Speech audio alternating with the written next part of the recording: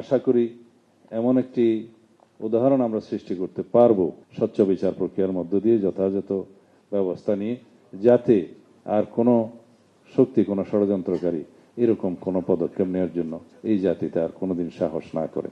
মরহুম দেশনেত্রী বেগম খালেদা জিয়া প্রথম থেকেই এই বিডিআর হত্যাকাণ্ডের তদন্ত এবং বিচারের দাবিতে সোচ্চার ছিলেন এবং তার প্রতিশ্রুতি ছিল যদি সরকার পরিবর্তন হয় তাহলে এই হত্যাকাণ্ডের পুঙ্খানুপুঙ্খ তদন্ত করে যথাযথ বিচারের ব্যবস্থা করবেন। এবং তার বক্তব্য ছিল সবসময় যে বাংলাদেশ সেনাবাহিনীকে আন্ডারমাইন করার জন্য, এই সেনাবাহিনীকে দুর্বল করার জন্য এবং প্রত্যক্ষ পরোক্ষভাবে দেশের স্বাধীনতার সার্বভৌমত্বকে চ্যালেঞ্জ করার জন্য এই হত্যাকাণ্ড সংঘটিত হয়েছে। এবং অবশ্যই আমরা জানি যে বাংলাদেশের স্বাধীনতা যুদ্ধেও একত্রে একটি ইভেন্টে এবং পুরো যুদ্ধের সময়ে এতজন সেনা কর্মকর্তাকে আমরা হারাইনি।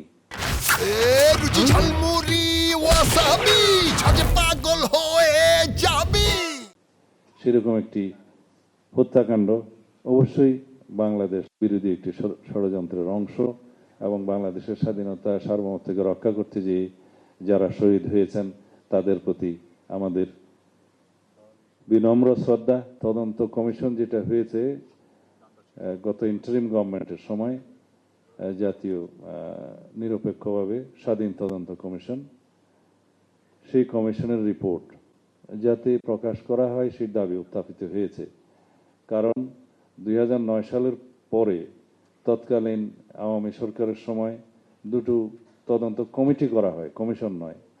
সেই কমিটির কোনো রিপোর্ট জনসমক্ষে প্রকাশিত হয়নি। একটা সেনাবাহিনীর পক্ষ থেকে কমিটির রিপোর্ট আর আরেকজন সচিবের নেতৃত্বে, আনিসুজ্জামান সাহেবের নেতৃত্বে আরেকটা রিপোর্ট। কেন হয়নি আপনারা সেটা সঙ্গত কারণে বুঝতে পারেন। আমরা কথা দিচ্ছি, আমি মাননীয় প্রধানমন্ত্রীকে অনুরোধ করব আপনি তাদের সেই বিষয়টা বিবেচনা করতে পারেন।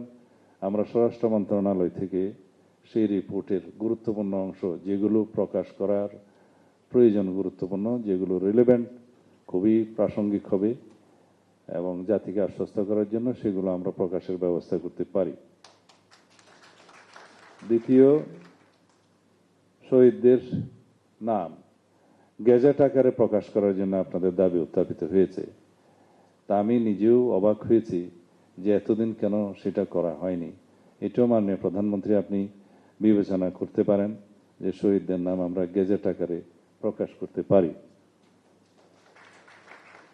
তৃতীয় দাবি যে জাতীয় শহীদ সেনা দিবস, এটা সি ক্যাটাগরি মানে গ শ্রেণীর দিবস হিসেবে এখন ঘোষণা করা হয়েছে। আপনারা সবাই জানেন যে প্রথম শ্রেণীর অর্থাৎ ক শ্রেণীর দিবস হচ্ছে স্বাধীনতা দিবস, বিজয় দিবস ইত্যাদি, এবং দ্বিতীয় শ্রেণীর যে সমস্ত দিবস আছে সেগুলো জাতীয় পর্যায়ের দিবস।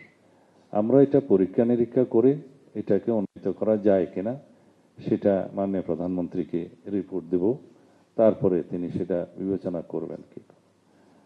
আর আপনাদের এখানে দুই একটা জিনিস রিভিল না করলে, প্রকাশ না করলে আমার বক্তব্য অসম্পূর্ণ হবে। হয়তো মাননীয় প্রধানমন্ত্রী তার বক্তব্যে বলতেও পারেন। আমি রিপোর্টের 2-1 মিনিটের মধ্যে যে প্রাসঙ্গিক বিষয়গুলো এসছে সেগুলো প্রকাশ করি। রাজনৈতিক সংগঠন আওয়ামী লীগের শীর্ষ নেতৃত্বরাই এই ষড়যন্ত্রের সাথে লিপ্ত ছিল, কমিশনের রিপোর্ট। দেশের স্বাধীনতা ও সার্বভৌমত্ব বিরোধী এহেন কাজের জন্য দল হিসেবে আওয়ামী লীগের বিরুদ্ধে আইনানুগ ব্যবস্থা গ্রহণ করতে হবে। হত্যাকারীদের সমর্থনে মিছিল করা থেকে শুরু করে তাদের খাদ্য সরবরাহ করা এবং পালানোর কাজে সহায়তাকারী আওয়ামী লীগের কর্মীবৃন্দ সবাই ষড়যন্ত্রকারী ও হত্যাকারীদের পরিকল্পনা বাস্তবায়নে সকল প্রকার সহায়তা প্রদান করেছে। এই সংক্রান্ত যেসব ভিডিও, ছবি বিভিন্ন সংস্থার কাছে গচ্ছিত আছে সেগুলো পর্যালোচনা করে মিছিলে নেতৃত্ব দানকারীদের শনাক্ত করত, তাদের বিরুদ্ধে আইনানুগ ব্যবস্থা গ্রহণ করার সুপারিশ করা হলো।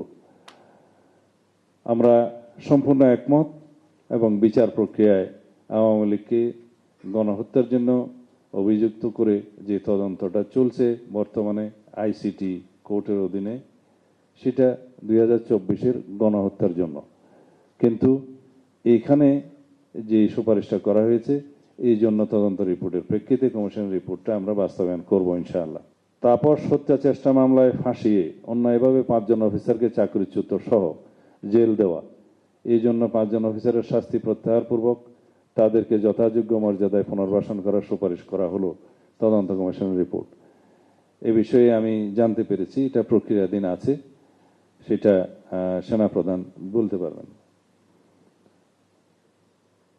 বিডিআর হত্যাকাণ্ড ও এর সুদূর প্রসারী প্রভাব সম্পর্কে একটি প্রবন্ধ মাধ্যমিক স্তরের পাঠ্যপুস্তকে অন্তর্ভুক্ত করার সুপারিশ, এটা মাননীয় প্রধানমন্ত্রী শিক্ষা মন্ত্রণালয়কে আপনি নির্দেশ দিতে পারেন, তারা এই বিষয়ে একটি পদক্ষেপ নিতে পারবে।